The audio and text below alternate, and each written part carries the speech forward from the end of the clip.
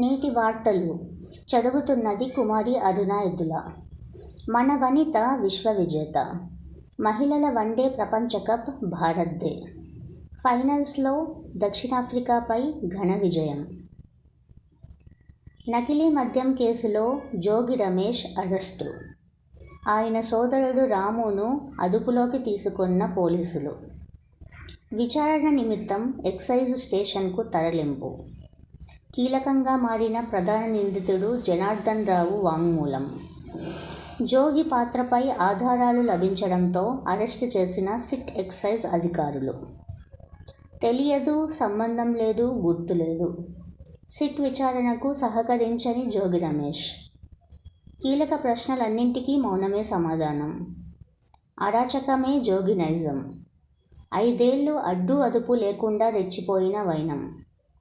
దాడులు, జుగుప్సాకర పదజాలంతో తిట్లు.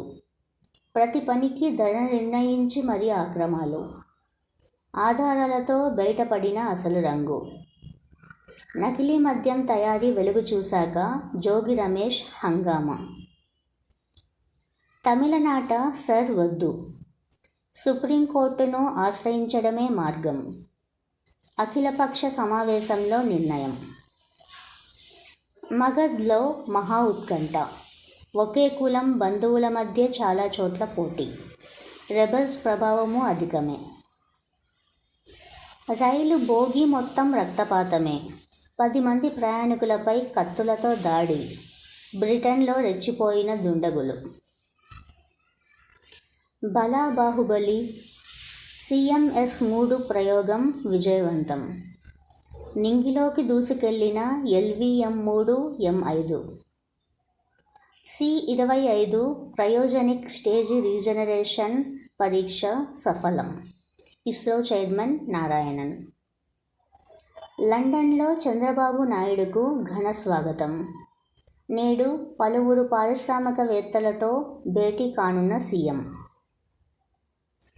ఈ నెలలో 2 భారీ ప్రాజెక్టులకు అంకురార్పణ. 6వ తేదీన KSL, 14వ తేదీన ఆర్సెలర్ మిత్తల్లకు శంకుస్థాపనలు.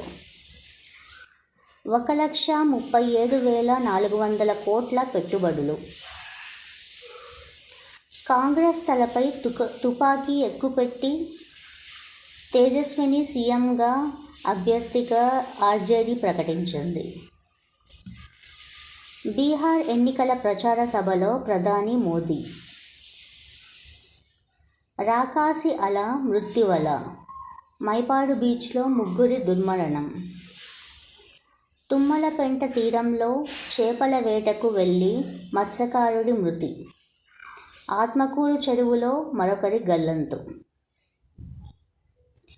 పదే పదే ప్రమాదాలు జరుగుతుంటే గుత్తేదారులకు భారీ జరిమానా. 50 లక్షల వరకు వడ్డన. ఆలయాల పరిస్థితులపై అధ్యయనం. దేవాదాయ శాఖ మంత్రి రామనారాయణ రెడ్డి. మృతుల కుటుంబాలకు రాష్ట్ర ప్రభుత్వం తరఫున పరిహారం అందజేత. తెలుగు భాష సాహిత్య సంపద పరిరక్షణ అవశ్యం. పూర్వ ఉపరాష్ట్రపతి వెంకయ్య నాయుడు. PRCI ఏపీ డైరెక్టర్గా VSR నాయుడు. డ్రగ్స్తో పట్టుబడిన వైకాపా అభ్యర్థి సంఘం నేత కొండారెడ్డి. ఇట్లు కుమారి అరుణ ఎద్దుల.